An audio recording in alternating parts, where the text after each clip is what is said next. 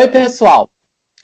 A minha convidada é atriz, cantora e empresária. Ela é uma artista premiada.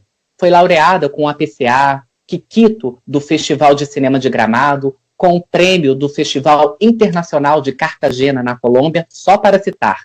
Vou conversar com a talentosa Tânia Alves. Tânia, dona de uma linda voz. Tânia, de uma intensidade no palco, de uma segurança nas interpretações.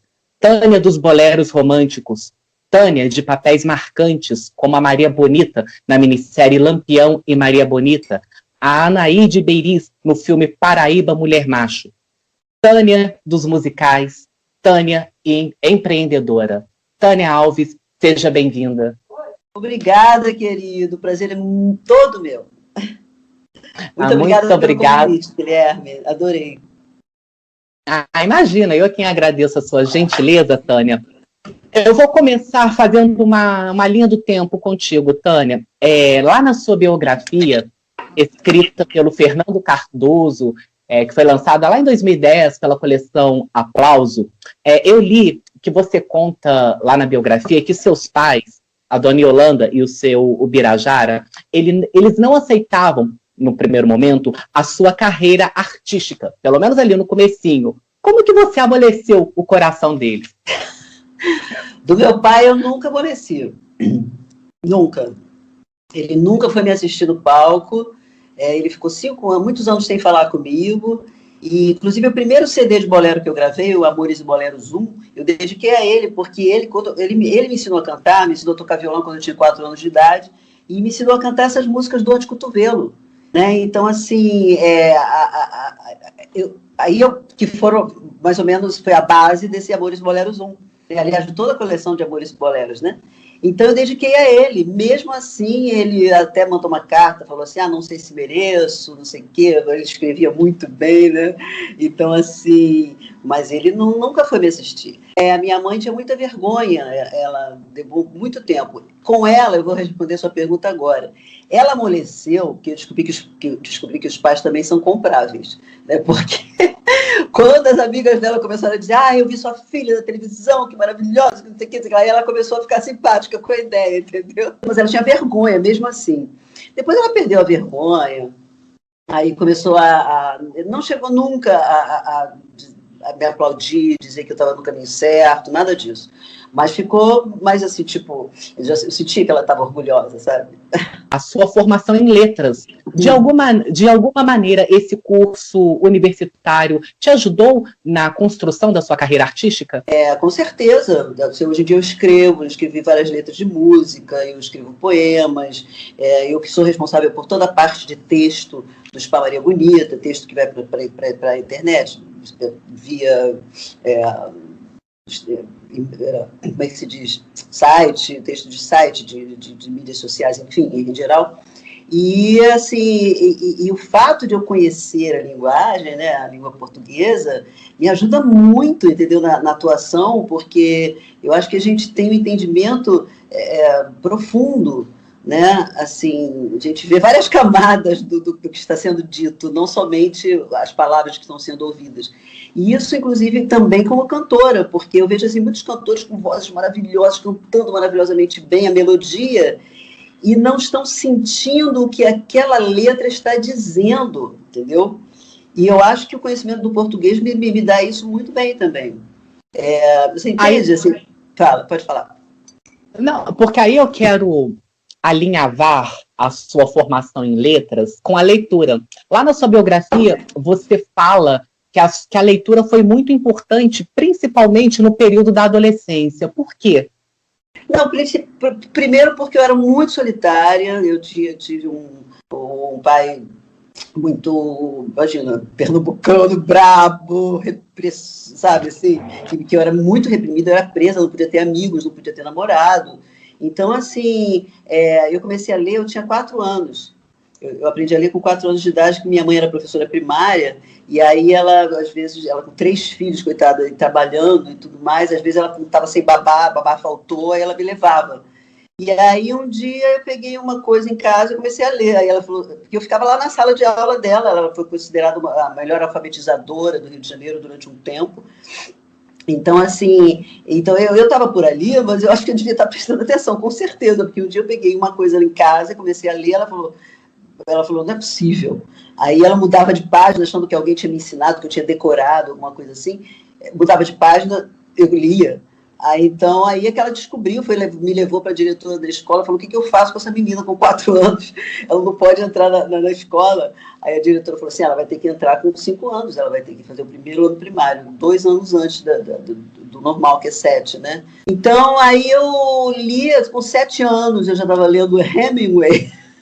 Meu pai era louco, ele louco no bom sentido, né? Me ensinou muita coisa, ele me reprimia muito, mas ele que me apresentou, Hemingway, eu li o Velho e o Mar com 7 anos de idade, depois eu li com 8, 9, estava lendo Agatha Christie, eu li toda a coleção de Agatha Christie, com 12 eu já tinha lido essa de Queiroz inteiro, entende? Então, assim, e na adolescência, então, que aí eu me sentia muito solitária, porque eu tinha vontade de sociabilizar, né? De ter amigos, imagina, era época de grupo, eu não podia pertencer a grupo, imagina, filha minha, não sabe essas coisas, filha minha não faz isso, filha minha não faz aquilo. Então, turma, né? Turma, aliás. A turma não pode ter turma. Então, filha minha não participa de turma. Então, assim, eu ficava lendo, já tocava música, já tocava acordeon, ele me apresentou acordeon, ele me ensinou a tocar violão quando eu tinha 4 anos, me botou no acordeon, com 9 eu já podia dar aulas, porque eu fiz o curso inteiro dos 4 anos aos 9 anos, e aí depois eu tocava na escola, nas festinhas de escola, eu tocava violão e tal, e eu comecei também a estudar flauta, a participar de um quarteto de música barroca, tocando flautas, porque ele me colocou para estudar alemão. A sua vida respirando cultura, e você fez propaganda e laiô no Instituto Cultural Brasil e Alemanha. Eu posso dizer que ali foi o começo, Tânia, do seu despertar artístico? Não, despertar, assim, a gente já nasce, o começo foi no berço, minha mãe falou que eu cantei antes de falar, eu ficava sem falar palavras, né, não articulava palavras, mas eu fazia melodiazinhas, né, não, sabe, e aí isso já nasce, agora, nem pensar, eu já cantava, já ficava brincando de teatrinho com os priminhos, tudo pequenininha, já dançava muito e tocava os instrumentos, cheguei a me apresentar no grupo de acordeonistas mirim do professor Jorge Brás, e aí agora nem passava pela cabeça do meu pai, da minha mãe, de eu ser artista profissional, né? E na minha também então não passava. Então, assim, só que eu expressava ia vivenciando, só vivência. Então, lá no Instituto Cultural Brasil e Alemanha, é que um dia eu ouvi o som da flauta barroca e saiu aquela hipnotizada buscando aquele som. São aquelas flautas de madeira, né? Então, assim, eu entrei numa sala, estava ensaiando, eu fiquei louca. E falei para meu pai, me compra para mim, por favor, pelo amor de Deus. Ele comprou, eu comecei a estudar, fui lá, praticamente, muito tímida eu era, mas praticamente eu me ofereceu, não sei como apareceu essa oportunidade, e eu comecei a cantar também no coro, no grupo, no canto coral do Instituto Cultural do Brasil e Alemanha. Então, quando ele me levou para estudar alemão, que ele trabalhava numa empresa alemã, ele precisava estudar e me levou junto. Eu tinha 15 anos já. Então, eu ficava em casa, na minha solidão, lendo, assim, Enciclopédia Universal da Fábula. Então, sabe, 20 livros sobre mitologias e lendas e fábulas do mundo inteiro, desde os índios brasileiros até a Igreja Católica, até todas essas histórias de mitologia, de religião, entendeu? Religiões, mitologias. Aí eu comecei a ler os filósofos, Spinoza, Kant, sabe? Isso tudo porque eu não podia namorar, né? Todas as minhas coleguinhas já estavam namorando e eu não, presa. E lendo, tocando música o dia inteiro, à tarde, com meus tempos livres, né? Então, foi essa a minha adolescência. Foi assim que a literatura me ajudou. Lá na sua biografia, você diz que não havia brasilidade em você. Como que essa brasilidade aflorou, Tânia? Sacudida por um diretor chamado Luiz Mendonça, um nordestino maravilhoso. E aí já começou a abertura, né? Porque eu, desse julgo familiar, eu passei por um casamento com um homem 20 anos mais velho, o pai da minha filha, e que deu só continuidade ao julgo, né? Da coisa masculina, né? Dessa autoridade masculina, né? Do meu pai, passei para um marido 20 anos mais velho. Então, assim, só quando eu me separei, aliás, eu me separei, foi ao contrário, não foi depois que eu me separei dele. Eu me separei dele por conta justamente dessa abertura que aconteceu dentro, interna, e aí depois botei em prática na minha vida. Mas a abertura começou com yoga. Quando eu comecei a estudar yoga no Instituto Brasileiro de Yoga do professor De Rose, e aí eu entendi que eu existia, independente de contextos familiares, entendeu? Ali que eu descobri que eu existia, e a partir de então, essa inquietação foi fermentando, né? Aí o casamento já estava mais ou menos assim, porque depois que eu descobri que eu existia, eu descobri que tinha alguma coisa errada nessa dominância, nesse autoritarismo, né? Então, isso eu já tinha feito faculdade, imagina. Mesmo assim, eu acho que eu fui a única donzela da minha época na faculdade. Uma pessoa já de 18 anos. Né? Então, todas as minhas primas já tinham tido até filhos. Então, assim, por incrível que pareça, né? Eu fiz filmes assim, tão libertários. Eu acho que foi justamente para exorcizar tudo isso, para eu curar, né? Essa coisa, essa parte. Então, só para finalizar essa história da coisa do que foi o estopim também. O estopim foi yoga, mas aí eu descobri que eu existia, aí resolvi. Aí então o casamento não começou no âmbito certo, que eu comecei a reivindicar, entendeu? Direitos, coisas assim. E aí enlouqueci, fui para o teatro. Aí não sobrou pedra sobre pedra. E foi o Mendonça, Luiz Mendonça, o primeiro grupo. Hoje eu entrei em grupo Cheio Dança, que aí eu tinha toda aquela postura de cantora lírica, né? Porque eu era solista do coral e cantava Bach, Handel, Mendelssohn, sabe? Tocava Mendelssohn na flauta e me especializei no barroco alemão e em Lieds de Schumann, que era todo o círculo romântico, né? Do Lieberkreis, né? Do Schumann. Então, assim, a postura era, sabe, lírica. Aí ele dizia para mim, e eu sou filha de pernambucano, né? Minha mãe é carioca, né? Filha de baianos, né? Quer dizer, eu sou neta de baianos, filha de pernambucano. Então, aí ele viu em mim, o diretor Luiz Mendonça, e foi aí que ele me deu uma sacudida, né? Ele falou, você é brasileira, mexe esses quadris, bota o pé no chão. Então, ele que me despertou. É a sua resposta. Ô, Tânia, quando eu falo em Viva o Cordão Encarnado, que até agraciou você com o prêmio APCA, o que esse espetáculo ele representa na sua carreira?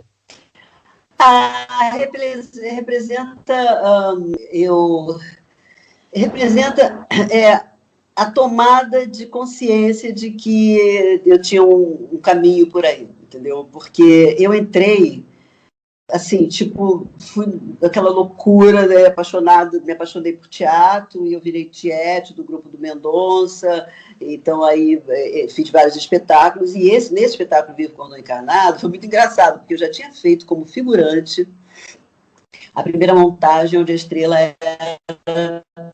quando a estrela foi a Elke Maria. Aí, na segunda montagem, a Elke não ia poder fazer, aí eu sabendo que eu podia fazer o papel, né, esqueci o nome Zefa Barabes. Então, era uma pastora, né, então era a estrela do espetáculo. E aí eu tive que tomar um porre para poder ter coragem de pedir ao Mendonça. Mendonça, eu posso fazer, porque eu canto, eu danço.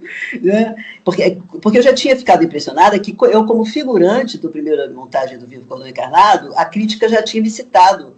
Aí eu fiquei perplexa, né? Eu olhei assim, sabe? Meu pai me dizia, não se ganha, arte não se vende. Olha que loucura. Péssima educação que eu tive em relação a isso. A arte se tornou produto também, né?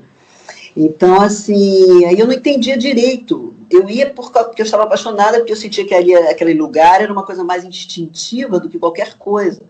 Não tinha um plano, sabe? Não tenho, até hoje eu não tenho planos. Eu vou meio que surfando de acordo com a paixão. A paixão é o meu mar, né? são as minhas ondas, e eu vou surfando, e aí vem propostas apaixonantes, e aí eu vou, sabe, na direção daquela onda, né? Então, quando eu recebi o prêmio Revelação da PCA, foi meu primeiro prêmio, e eu aí falei assim, não, eu acho que, sabe, deu um sentimento de responsabilidade também, porque eu falei, acho que tem alguma coisa aí para eu seguir, né? E também nem parecia que tinha uma opção, porque eu não me via como professor universitário, qualquer coisa, entendeu? Ligada à faculdade que eu fiz. Então, isso mudou dessa forma. E eu passei para o estrelato, para a posição de protagonista, do mesmo espetáculo onde eu tinha sido figurante, não tinha nenhuma fala, né? E meus amigos diziam, você tem que ser atriz e tal. Eu dizia, não, nunca eu vou, meu pessoal do coral, nunca eu vou conseguir fingir que eu sou outra pessoa, imagina. Isso eu falava décadas atrás. Então, foi assim que quando o Encarnado mudou minha vida, porque me deu uma consciência profissional, eu acho. Assim, foi a primeira vez que eu tive isso. Tipo, eu acho que eu sou atriz. Ô, Tânia, eu quero falar com você sobre o musical Tieta. Eu achei interessante, porque Tieta é uma obra da literatura brasileira, escrita pelo Jorge Amado, virou novela com a Beth Faria, um enorme sucesso, foi personagem da Sônia Braga no cinema, aí vem você para os palcos do teatro. Eu achei interessante, porque lá na sua biografia você fala que na primeira você não estava feliz pela forma politizada dada pela diretora. Vocês pararam e voltaram um ano depois. Aí quando teve a segunda montagem lá em 2009, você acredita que se não tivesse tido essa parada, você não teria sido feliz? Teria ficado aquela frustração de que você poderia ter feito mais, ter feito além? Na verdade, eu continuo não gostando do espetáculo, entendeu? Nem de nenhum dos dois, aliás. Melhorou um pouco depois. Eu acho que falta assim, e não foi. Primeiro eu não gostei, mas não foi porque tinha a parte política, porque Jorge Amado é super político. Ele apresenta os conflitos, inclusive os conflitos políticos, e lógico que a gente sente qual é o caminho que ele propõe, né? A coisa mais política que tem na Tieta é a liberdade dela. É aquela mulher livre, com a sua sexualidade livre, entendeu? A sexualidade é uma coisa super política. Geralmente, justamente, os ditadores dominantes e tal, eles já começam a dominar, cerceando a sexualidade das pessoas. Então, na segunda montagem, a sua Tieta não aflorou. A que você imaginou quando você recebeu a sinopse do espetáculo, ela não aconteceu? Não, porque você precisa de contexto. Então, eu achei que faltava brasilidade. Eu achava um absurdo, entendeu? A música baiana, ela é riquíssima, é maravilhosa, aqueles ritmos. Eu sei que eu gravei 2 discos na Bahia, em Salvador, cantei trio elétrico durante 3 anos, conheci os maiores compositores, assim. Ali é um chakra musical do Brasil, né? E aí, eu falei, pelo menos um percussionista deveria ter sido baiano. Então, assim, era muito acadêmico, era muito intelectual, muito branco, sabe, assim... Não tinha a coisa baiana, a coisa brasileira, que assim, isso que é a coisa mais... Porque eu acho que é o que nós temos de mais revolucionário, entendeu? É a nossa sexualidade, a nossa alegria, entendeu? O brasileiro tem isso. Fora a nossa riqueza natural, da nossa natureza. Então, nós temos uma força que é uma coisa incrível. Né? Nós temos todas as condições para sermos o primeiro do mundo, a primeira nação do mundo. Então, assim, isso é que eu achava importante mostrar, e não tinha. A primeira Tieta, ela vinha toda coberta com uma figurino também, tudo de mangas compridas, imagina. E, assim, o texto foi até bem adaptado e tal, mas fora essa parte toda que ficava puxando para o outro lado. As músicas eram belas, veja bem, era bonito o texto, era até bonito, a música era até bonita, mas eu acho que a Tieta, o espírito de Tieta não acontecia. Então, por isso que eu fiquei frustrada. Da segunda montagem, já fizeram figurinos mais tieta, mais livres, ela descalça no palco e tal. Eu consegui botar um sambinha, sabe? Tô fazendo um samba de roda, dançando, sabe? Uma coisa mais afro, né? Uma coisa, pelo menos um pouquinho de coisas afro. Então, assim, eu achei que faltou esse lado. Lado Brasil, lado afro, lado mestiço, lado sexo, lado, sabe? Lado Jorge Amado. Né? Então, assim, botar a intelectualidade, uma bandeira acima disso, de Jorge Amado, eu acho que você está assassinando o grande artista que ele foi, que ele é, né? É eterno. Tem um espetáculo que você fez junto com a Lucinha Lins e a Virgínia Rosa, direção do Fernando Cardoso. É lindíssimo, eu tive a oportunidade de assistir, chamado Palavra de Mulher, um musical em que vocês cantam as canções do Chico Buarque, as canções dele que falam sobre mulher. Você tem... você já fizeram outras obras do Chico Buarque, como a Ópera do Malandro, só para a gente citar. Mas nesse espetáculo, Palavra de Mulher, quem são, Tânia, as mulheres de Chico Buarque? É um espetáculo lindo, onde nós cantamos só Chico Buarque de Holanda e só aquelas músicas que ele fez com a alma feminina. Você imagina, é uma loucura. Então, aí cada uma tem seu lado, tem sua parte solo, e tem duetos, eu com a Virgínia, eu com a Lucinha, tem as três juntas, no final as três cantam várias coisas juntas, e não somente juntas em abrindo vozes, né, em coral, mas também juntas dividindo, entendeu? Então, com as performances maravilhosas. Olha, nem me fala, eu começo o espetáculo, depois da Virgínia, a luz apaga, assim, aí entra aquele vulto, né, com um tule negro e tal, cantando a capela, ou seja, sem microfone, sem música, sem instrumentos, Funeral de um Lavrador, do Morte e Vida Severina. Então, que é uma mulher do Chico. Não é a mulher urbana, é a mulher do interior do Nordeste, enterrando numa cova o amiguinho dela, lavrador, injustiçado a vida inteira, e a cova nem cabe direito a ele. Então, assim, é uma coisa... Nossa, é uma mulher do Chico. Então, aí... Depois eu começo a cantar as músicas dele, músicas românticas, aí canto parte de músicas que eu gravei dele. Chico é meu padrinho musical, eu conto isso no espetáculo, entendeu? Eu considero ele. Eu nem sei se ele se considera, mas eu considero. Porque ele me levou para a gravadora, ele assistindo aos ensaios da Ópera do Malandro, outros espetáculos meus, ele achou que eu devia cantar também, no mercado, fazer parte do mercado fonográfico, entrar no mercado fonográfico e não ficar cantando só em musicais, né? Então, ser uma cantora profissional também, além de ser atriz. Então, que me levou para o Poligram naquela época. Eu te falei nos bastidores que eu tenho uma história contigo por conta dos boleros, porque eu escutei os seus CDs de boleros, que o meu tio tem lá em Belo Horizonte, inclusive ele me deu de presente, e são CDs maravilhosos. Você põe uma intensidade, você põe um gingado, um bálsamo ouvir a sua voz dos boleros. Aí eu preciso te perguntar, o que é cantar bolero? É maravilhoso, né? Eu estava cantando, na época que foi convidada pelo Marcos Mainar, eu estava cantando em trio elétrico, cantava música baiana antes dela se chamar axé, eu cantava aquele tipo de música que ainda não era chamado de axé, e que é uma emoção, que é uma loucura, né? Eu cheguei a cantar para 1 milhão de pessoas na Praça Castro Alves, então você fazia aquele pessoal todo dançar, pular, né, enlouquecido, entendeu? É muita pressão, é muito ataque, assim, rock and roll, né? Uma coisa assim bem forte, né? Então, e com muita energia. E aí eu comecei a ter uma vontade, assim, de curtir mais sensibilidade, sentimentos, não é?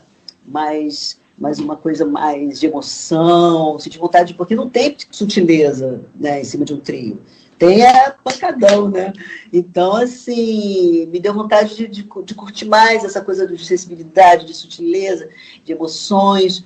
Aí, por acaso, nada por acaso, né, encontrei com o Marcos Mainar que foi meu primeiro produtor do meu primeiro disco, Bandeira, que saiu pela Polygram, e ele me falou assim, nossa, é você que a gente está procurando, ele já estava, acho que na CBS, não me lembro, e falou para gravar, regravar em CD músicas de dor de cotovelo em ritmo de bolero. Geralmente as músicas de dor de cotovelo eram samba-canção, né? Lama, eu teve dois, Lama e Riz, que eu acho que eu fiz no original, como samba-canção, com regional e tal. Mas a maioria foi transformada em boleros. Porque você tem isso, você é atriz, bababá.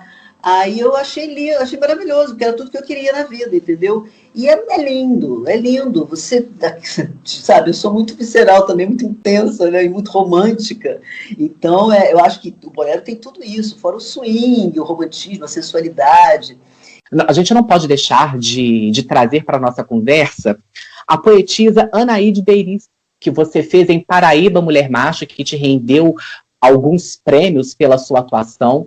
Eu assisti o filme e a leitura que eu faço é que a Anaíde era uma mulher à frente do tempo dela numa Paraíba antiga. Imagina. Claro, maravilhosa. Ela alfabetizava os pescadores, ela lutou pelo voto feminino, ela era jornalista, ela foi a primeira mulher que cortou os cabelos e usou calças compridas naquela época, década de 20, né? Então ela era bem revolucionária. Maravilhosa, E não era... mudou muito, quer dizer... Não, não, é interessante esse filme, é um filme que está disponível no YouTube, e tem uma cena em que a Anaíde ela declama uma poesia na sala de aula e toma uma reguada da professora, e a mesma professora entrega o diploma para ela, porque ela foi a melhor aluna da classe. Então é isso, preconceitos que até se ainda existe algum, naquela época, imagina, né? Então, assim, ela foi em frente e acabou, na verdade, a Tezuka é genial, né? Então ela colocando assim o amor e a guerra, né? O amor e o ódio, porque o amor dela com o João Dantas acaba sendo um estopim para deflagrar a Revolução de 30. É isso que ela conta, como acontece, né? E assim, meio que sendo penalizados. Mas aí, no final, tem uma cena linda que ela está nos escombros daquelas batalhas todas, né? Da Revolução. Ela caminhando, né? Em meio à Revolução. Ela caminhando livre, a mulher livre, né? É lindo demais. Ô, Tânia, você fez uma personagem, Maria Bonita, que é na minissérie Lampião e Maria Bonita, lá na TV Globo. Por que ela, até hoje, mais de 30 anos, é tão querida pelo público? O público se lembra tanto dela. É impressionante, né? Isso é porque, assim, tem um fantasma que persegue atores de televisão, que é, assim, o esquecimento, né? Tipo, quando você está no ar, o teu telefone não para, e são várias entrevistas, não sei o quê, blá, blá, blá, blá, e novelas são 180 capítulos. Lampião e Maria Bonita foram 8 capítulos só, né? Nem sei quantos % a menos. Então, e ninguém esquece até hoje. Então, não estou nem falando de mim, é da obra. E como eu estou na obra, as pessoas acabam não esquecendo da Maria Bonita. Então, sim, tem cenas. E depois, como é reprisado, então, assim, pessoas que não eram nascidas naquela época, né? Tem 36 anos, eu acho, atrás. Então, assim, que viram depois, né? Então, e não esquecem de várias cenas dela. Então, assim, eu acho maravilhoso. Foi mágico, mudou minha vida, entende? Eu, inclusive, faço homenagem para ela até hoje, sempre farei, entendeu? Eu tenho o Spa Maria Bonita, que é uma missão de vida que eu dediquei a ela, dei o nome, é o sonho de Maria Bonita, um lugar que ela falava numa cena para o Lampião, vamos para um lugar que não tenha essas guerras, que seja amor, que tenha flores, que não seja essa caatinga, essa sertão, essa seca, que não tem que viver fugindo, que tenha borboletas, flores. Aí, quando eu estava procurando com o meu sócio, eu fui com ele um lugar para comprar, para fazer o Spa Maria Bonita, né? Que é justamente um lugar para a gente ajudar as pessoas a melhorarem a qualidade de vida. E isso, lógico, que não tem como não ter amor como mola propulsora disso tudo. E aí, quando eu vi o lugar que a gente escolheu, que a gente foi visitar lá na Nova Friburgo, um vale ensolarado, coisa mais linda, aí eu falei, é o sonho da Maria Bonita. Eu vou dedicar a ela. Eu vou pegar o gancho, então, do Spa Maria Bonita. Lá no Instagram, a página oficial do seu spa está assim: uma pausa, um caminho e um recomeço. É assim que o spa é apresentado. É lá, Tânia, que você recarrega suas energias, que você esquece do mundo? Não! Eu faço isso com os outros, né? Mas lá é muito trabalho. É muito trabalho, né? Eu tenho 50 pessoas colaborando comigo, então são pessoas que para nós é a prioridade. São pessoas que trabalham na fazenda, na plantação orgânica que nós temos, são pessoas que trabalham na hotelaria, na fazenda, na plantação, os cavalos, temos na hotelaria, temos camareiras, garçons, lavanderia, sabe, cozinheira, parte da cozinha, e temos os colaboradores terapeutas, entende? Então, essas pessoas são a nossa prioridade. Essas famílias são a nossa prioridade e, veja bem, é um universo, sabe, inesgotável de tarefas, né? E eu sou responsável pelo controle de qualidade, eu faço palestras toda semana sobre nutrição e qualidade de vida, né? Fruto de uma pesquisa que já tem 50 anos. Então, assim...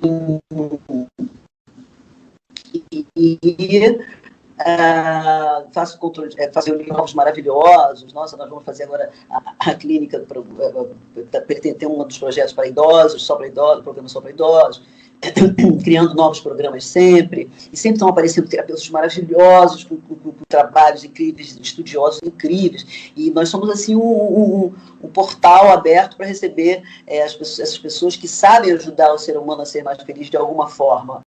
Ô, Tânia, a Morte e Vida Severina, do João Cabral de Melo Neto, lá no iniciozinho dos anos 80, tem aquela cena em que você canta no funeral de um lavrador, uma cena muito bonita, uma cena muito forte, e mostra uma Tânia muito visceral. Mas hoje, se você para pensar, Morte e Vida Severina daria uma boa releitura nos dias de hoje? Eu não sei. Isso depende do diretor, porque o Avancini arrasou, né, todos os participantes, né, o José Dumont, né, João Soares, né, Elba Ramalho, todos os participantes foram incríveis, né, Estênio, acho que fez também, né, Estênio Garcia. Então, assim, e foi maravilhoso. E foi com a música original, porque eu já tinha feito em cinema com o Zenito Viana, que é um maravilhoso diretor, pai do Marcos Palmeira, irmão do Chico Anísio, e ele fez, mas foi censurado, então não podia botar a música do Chico, que o Chico já era persona não grata naquela época da ditadura, né? Então a gente fez no filme, que era lindo, eu e a Elba também fizemos como as duas ciganas que liam as cartas, né, o destino da criança que nasceu, e uma cena muito bonita, mas com o compositor, outro compositor. Nesse Morte da Severina que o Avancini fez na TV Globo, foi um especial de Natal, já foi com músicas do Chico. Eu não sei te responder essa pergunta. Isso, eu sou intérprete, entendeu? Então é difícil eu ter uma ideia assim de esses diretores e produtores, que são esses criadores, como o Fernando Cardoso, né? Eles têm esse dom especial, né, de ter vou montar isso. Eu não tenho isso, eu sou intérprete. Me convidam para interpretar aquilo que eles montaram, entendeu? A do Carmo, que você fez no especial Órfãos da Terra, na TV Globo, lá em 84, escrita pela... Foi um especial que foi escrito pelo Aguinaldo Silva. Essa personagem, de uma certa maneira, ela desconstruiu a imagem de sex symbol que davam a você ali no início dos anos 80? Olha, eu sempre desconstruí, sempre que foi necessário desconstruir, porque o próprio Morte e Vida Severina, eles tiveram que amarelar meus dentes. Eu me lembro que quando eu fui fazer o Órfãos da Terra, que foi Paulo Afonso Grisoli, ela tinha que enterrar o filho, né? Então era uma mulher toda acabada. E eu gosto disso, do camaleão, do ator camaleão. Eu gosto de ser cada vez uma coisa. Quando eu era pequena, eu já era um sinal que eu ia ser atriz. Eu queria ser todas as pessoas do mundo, eu queria estar dentro delas, sentir o que elas sentem. Então, assim, e ser atriz me permitiu isso. Então, assim, eu estava super atlética naquela época, né? Porque eu sempre gostei de malhar e tal. Então, eu me lembro que eu tinha que fazer uma postura como se eu tivesse uma barriga flácida, de tantos filhos, 5 filhos, que ela tinha, sei lá, 6 filhos. E aí morre um e ela vê aquela cena incrível, carregando a criança morta para procurar um lugarzinho para enterrar e botar uma cruz. Aí eu me lembro quando eu estava amarrando a cruz, o Paulo Afonso Grisoli falou, corta essas mãos tratadas com creme Pond's, entendeu? As minhas mãos macias, lindas, amarrando a cruz, não dava. Aí tiveram que estragar a mão, né, as unhas, sabe? Então, assim, eu sempre adorei isso. Adorei poder ser qualquer tipo de pessoa. Essa é a parte mais divertida. E às vezes as pessoas perguntam, você se identificou com esse personagem? Eu não preciso, eu não quero me identificar. Eu quero uma coisa muito diferente de mim para eu brincar disso, me divertir. Né? Não tem graça nenhuma eu fazer... Aliás, ninguém me conhece de verdade. A Tânia Alves, como é mesmo, eu nunca vou me expor. Né? Gosto muito da minha privacidade. Mas, assim, a personagem eu vou expor o que for necessário. E você ainda continua gostando, Tânia, de Praia Deserta e Silêncio? Acabei de voltar de uma que eu frequento no sul da Bahia, que é uma aldeia de pescadores com só 800 habitantes. Não tem nem asfalto, é na areia. Ele fala que eu já fico toda com aquela languidez baiana.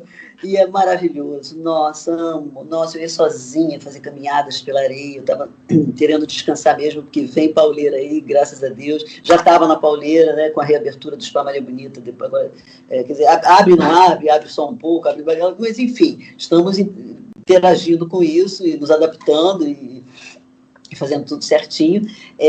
Então, estava muito cansada. Então, eu viajei, né? Viajei primeiro com meu marido, fui para Búzios, que também é praia, mar, né? Eu sou do mar, eu sou apaixonada pelo mar, faço esportes náuticos. E aí depois eu fui sozinha. Então aí foram 9 dias, né, dessa solidão entre aspas. Eu estava em casa de amigos, mas assim, o dia inteiro eles tinham outras coisas para fazer. Eu ficava nessa praia deserta. Só faltou beijo na boca, né? Porque faz parte do sonho, do ideal de felicidade. Porque eu estava sem meu marido. Tânia, eu quero muito agradecer a sua gentileza e generosidade por parar seus compromissos e falar comigo por esses minutos. Muitíssimo obrigado. Fofo, muito obrigada a você pelo convite, amei. Muito obrigada pelo espaço, pelo tempo. E isso que você faz é muito importante para todos nós. Muitíssimo obrigada, um beijo enorme a todo mundo que está nos assistindo. Muito obrigado. E a você que assistiu essa entrevista, o meu agradecimento sempre muito especial. Se você gostou, dê o seu joinha e, por favor, inscreva-se no canal. Se Deus quiser, na semana que vem, estaremos de volta com outra entrevista. Um abraço e até lá!